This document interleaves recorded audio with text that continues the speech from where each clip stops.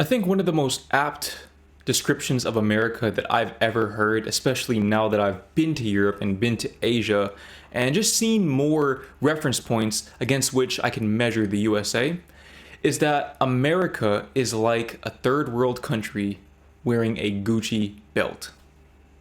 That is a very, very accurate description of what America actually entails for the vast majority of Americans. Now, to be fair, ever since I have relocated to Thailand, I have kind of strayed away from the whole first world, second world, third world dichotomy, simply because I have come to realize that the way I labeled countries in the past and how I associated these labels with said countries was simply false. So for example, I used to think Thailand was a third world country, and I've come to realize that it's not in fact a third world country. That said, I'm going to assume that large man abroad here in saying that America is becoming a third world country is more so using third world country in the way that is commonly accepted amongst Americans. Now, if you're unaware, basically in America, when someone says anything pertaining to a third world country, it more often than not has nothing to do with historical, military, and or political alliances. It's purely based on economic status and general living conditions within the country. And based on that definition, I am heavily inclined to agree with this title right here. That said, I still need to see if I'll actually agree with the video. So without further ado, let's go ahead and get into this reaction. America isn't a first world country. You can simply look around. Everything is being eroded in this country when it comes to healthcare, when it comes to infrastructure, when it comes to access to the basic necessities of life. These things are either becoming of lower quality or in general, many Americans will no longer have access to these things that would normally define a country as. Okay, so right off the bat, I'm definitely agreeing with a lot of what he's saying, really all of what he's saying. And again, going back to my opening statement, America is a third world country in a Gucci belt. The Gucci belt is that top 1%. The top 1% that's bringing up all the averages, the average annual income, average household income, etc., etc. That skews the GDP and the overall appearance of America. And I think that when people from outside of the US, especially from more impoverished countries, idealize America, they're looking at the Gucci belt without actually looking at the reality behind it. Because for a lot of people, they'd be surprised to find that moving to America would not necessarily improve their quality of life at all, even if they're coming from an overall poorer country. First world. America is becoming a low-income country, and I don't think people really understand that at this point. The wealth disparity in America is growing so much, and the devaluation of the dollar is becoming so consequential and is touching so many people's lives that, like I said, America has become a low-income country, and if we have not become that, we are becoming that. So he mentioned the devaluation of the US dollar. I've heard about this in bits and pieces, but I don't know the full extent to which this is actually going on. If you know more about this, please enlighten me in the comments, because a big part of the plan that I am currently enacting with my girlfriend is arbitraging the difference in the power of the US dollar and the Thai baht or the other currencies for countries that we'll be visiting. If the US dollar is on a steep decline, then we might have to alter our plans. So definitely, if you know more about that, please inform me in the comments below. And a low-income country is often regarded as a third world country. So how is America not becoming that? I think it's time for us to drop the idea that we are the greatest country on the planet, because I think it's a great distraction. And it leads the people in America to live in a kind of delusion and put themselves in a place where they don't actually have to face the reality. That standard of living, it's constantly dropping. I think one of the things that hold Americans back the most is that they've become kind of slaves to their own reputation. We have to believe that we're the best. We have to believe that our country is just greater than no other. But at the same time, we don't realize how difficult it's actually becoming for most people to live here. So when he says we have to believe that, I just kind of want to provide my own perspective on that. because I think a lot of people from outside of the US, they think that Americans are just plain ignorant, and a lot of them are. A lot of them are definitely ignorant. They are willfully ignorant. They know they're ignorant and they don't want to do anything about it. That said, I think a lot of it is the conditioning we receive from a young age. Because imagine if you grow up 5 days a week for 9 months out of the year saying the Pledge of Allegiance, or at the very least hearing the Pledge of Allegiance. When I was, I think, 9 years old, I just stopped saying it because I was like, this shit is kind of stupid. Why am I saying this? Why am I saying the Pledge of Allegiance? And on top of that, growing up in Texas, we had to say a pledge to the Texas flag on top of that, which definitely carries over into that whole Texas pride thing that you see in the US, but I digress. A lot of it is conditioning based, and the only way you can really break away from conditioning is through exposure, through extreme sudden exposure. In other words, culture shock. The problem is most Americans don't even have their passports, and if they do, they don't have the money to go overseas, or at the very least they think they don't have that money because they're paying for all of these American expenses, and if they simply replaced those expenses with the cost of traveling to somewhere like Thailand, for example, or even some places in Europe, they would quickly find that they'd come away much better, both financially and psychologically. But I think a big part of the reason why Americans aren't making that concerted effort to expose themselves to more of what the world has to offer is because people in general don't like to be wrong about themselves. So when people develop an identity, even if that identity is rooted in American superiority, they don't want to have to redefine that identity, because if you've been through an identity crisis, if you know what it's like to have that rug pulled from under you and realize that everything you thought was true about yourself is actually false, that can be a very unsettling feeling. And that's why I think it's very important that content creators like myself, like Large Man Abroad, so on and so forth, some of the other people you might watch as well, make the content that we do, is to give people that vicarious culture shock so that they can subtly begin to decondition themselves and then recondition themselves. Not even condition themselves, but simply develop a more objective perspective. In America, it's easy for us to just accept what we're being told, that the economy is booming, the housing market is booming. Of course, if you watch mainstream media, that's what they're saying. Home prices are going towards all-time highs again, even though no one's buying, even though the vast majority of Americans are priced out of ever buying a home. The unemployment is near reaching all-time lows, even though many people have to carry 2 jobs just to pay the bills and maintain their households. In America, our lives used to be defined by the freedom that we have, but now it's simply defined by the labor in which we're able to sell. The labor market is becoming nothing more than a meat market. We sell our hours of the day. We only have so many hours of the day, and none of them are for us, because they can't be for us. Because most Americans are now stuck in the reality that they have to sell the waking hours of their day simply to live. But when I say live, I don't mean truly live. I mean just sustain the household. Life in America is nothing more but a constant battle to keep yourself out of homeless. That is very, very true. A lot of Americans are 1 missed paycheck away or 2 missed paychecks away from going homeless. In fact, I remember reading a statistic some years back. I'm sure it's more true than ever now, if not even worse. But I read a statistic that the average American does not have $1,000 put away for a potential emergency. And the problem with emergencies is that you can't control them. You can't control them. That's what makes an emergency an emergency. And so having a health issue, for example, could literally be the difference between being able to retire and not being able to retire. So honestly, I do not envy people who are still living in America. I just don't. There's nothing that I miss about America other than my family, and they can get on a plane and come here to visit me, because I am not going back there anytime soon at all. Are a low-income society, and we are becoming a poor society, a poor country, a third world country. Don't be fooled by the trappings around you. Don't be fooled by the big apartment buildings, the big houses that you'll never actually be able to afford. Because even those apartment buildings, for the most Americans at this point, they can't actually afford to live there.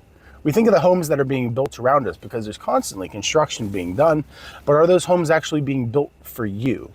Right now, there's more homes on the market than there has been since pre-pandemic levels, but home sales are almost at a 20-year low.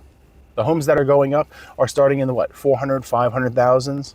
But in order to buy those homes, you need an income of $120,000, $130,000 a year. And no one has that. Not when the median household income in America is about $80,000. They're not building them for you.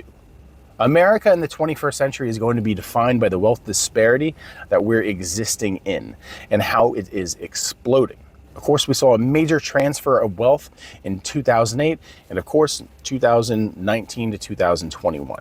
And I would argue that the major tax cuts that are given to billionaires and the richest Americans are only going to see that increase. Because when we look at investments, when we look at profit that's actually coming into the household, profit that actually hits our pockets and hits our bank accounts, we have to understand that we, normal Americans, get pennies while the richest Americans get pounds. Exactly. 100%. America is a very corrupt country in that everything is primarily aimed to benefit the people who are already at the top. And the interesting thing is that the whole idea of the American dream is that upward mobility is the primary feature. That's the primary feature of the American dream. And yet we're seeing that upward mobility is decreasing. It's decreasing because imagine that you have lower class and then you have upper class. And I'm going by American definitions of these things. So purely economic. Lower class and upper class. You used to have a bridge known as middle class. And a lot of people, they find that they're happy enough on that bridge. Cool, fair enough. Well, what's happening is that like two pieces of land, two tectonic plates, they're sliding further and further apart. And now the bridge is breaking straight down the middle. And soon enough, the bridge is going to collapse in on itself. And you're either going to be lower class, upper class, or out of the game altogether. America isn't for Americans anymore. It's simply for business. When I lived in West Virginia back in the day, the state motto used to be Wild and Wonderful West Virginia. And then it was changed all of a sudden to West Virginia, open for business. And that's what America has become. America used to be a place of ceaseless wonder, a place. He just mentioned that he lived in West Virginia. If you're unaware, West Virginia and just the general Appalachia region of the US has some of the worst poverty in the whole entire country. You can watch some videos from Peter Santinello. He makes great videos exploring those regions. It's really bad. It's really, really bad. And ironically, a lot of those people who live in those regions vote for Trump. Of absolute beauty and opportunity for everyone. If you're able to get here and work hard enough to attain it, you might be able to attain some kind of life that's far better than the life that you may have been able to get in your own country. But with the ladder being raised up behind the wealthiest class of Americans, there isn't even a pie left for pieces to be carved from. America is becoming a third world country because the people are living in a state of abject indentured servitude now. Every moment of your day has to be focused on monetizing your life. Because if you don't, you're going to end up homeless. Because the cost of living is going to constantly increase. That if you don't constantly improve your financial outlook and your ability to bring in money, eventually that cost of living is going to outpace your earned income and you're going to slip into poverty. So this right here is a big part of the reason why I was so intent on becoming an entrepreneur when I was younger, was because the way the system was set up just did not make sense to me. For the life of me, I could not make sense of it. So the idea was, okay, you get good grades in high school so that you get into a good college. You get into a good college, but you have to pull out loans to attend this good college. But it's okay because you're going to get a high-paying job once you get out. The problem is the loans are so expensive that high paying job, when you subtract the amount that you're paying on those loans, actually leaves you with just enough money to go move back in with your parents. So for people who don't have family members to rely on, which I'm sure a lot of Americans are in that position, hence why you see so many homeless people on the street in places like LA and San Francisco and New York, you're pretty much screwed. You are pretty much screwed. So to me, I just focused more on finding a way that I could detach my income from time. But in Europe, that's not really an issue that people have to face more often than not. Of course, in some individual cases, you are facing financial strain, but it's a lot different in that there is a much stronger safety net to catch you. So imagine if that bridge collapses. In Europe, there's a net underneath so that you can climb back up and then go from there. In the US, there is no safety net. When 70% of Americans don't have $1,000 in their bank account for an emergency. Okay, so the statistic is still true. The statistic is still true. I would say good to know, but it's not good to know. That's actually horrible. At the same time, the devaluation of the dollar means that $1,000 20 years ago had the buying power of what now would be, $2,000 or $3,000. Our money has been devalued so much, and it doesn't matter what they actually tell us on the media. It doesn't matter what our politicians tell us about a booming economy, inflation going down. The fact is, inflation is always there. We're happy that it's at a lower rate. And if it goes up a little higher, we panic. If it goes down a bit, we're happy about it. But the fact is, inflation is always there. And it doesn't need to be. It's just under the monetary policy that America has carried for generations is baked into the system that while your money is worth less and your ability to bring in income never really goes up, at the same time, the price of all assets, whether it's homes, whether it's cars, whether it's goods at the store, whether it's healthcare, those will always go up to meet inflation or to surpass that, because greed is also a major factor in this corporate country that we're in. If we continue this trend, then yes, it is inevitable that America will become what we would describe as a third world country at some point very soon, because people are at their breaking point now. The populace of America is struggling. And the idea of actually attaining any kind of generational wealth at this point, while the vast majority of Americans are struggling to live paycheck to paycheck, should simply solidify that fact into our heads, because it is a fact. No change is actually being made, no matter what party is in charge. It's just baked into the system. It's the way that our system is. We have, for my entire life, at least, been moving into a direction where only the wealthy people are actually going to be able to attain the assets that define success in America, that define comfortable life. It's interesting because a couple months ago, I read this book called The Psychology of Money. And toward the end of the book, he included this chapter about those golden years in the US, the prosperous times after World War II. And the defining metric, the key feature of those times was actually economic equality. The majority of people had a similar lifestyle. And over time, you saw that the chasm began to grow, and it grew more and more and more. And now we're in the situation that we're in right now. But it's so fascinating to me that Americans, delusional Americans, who think back on those golden years and view those years as justification for this perceived American superiority, they completely ignore the fact that that model of economic equality is actually the reality of the majority of European countries in this day and age. I can primarily speak for the Netherlands, where most people there are living a similar lifestyle. And wouldn't you know, they're happier. In America, that defined success in America. And I'd say that at this point, we're only one generation away, maybe, until the idea of having any kind of safety and security that you can actually purchase and provide for on your own without any kind of government assistance will simply be a dream. So I just want to put this out there as well. I don't see government assistance as a bad thing. That's the government's job, especially as the wealthiest nation on the planet. Government assistance is a good thing. That's what allows the part-time culture, the part-time work culture that is in the Netherlands, to be sustainable, is the fact that the government subsidizes housing and subsidizes groceries so that people have access to fresh and healthy food.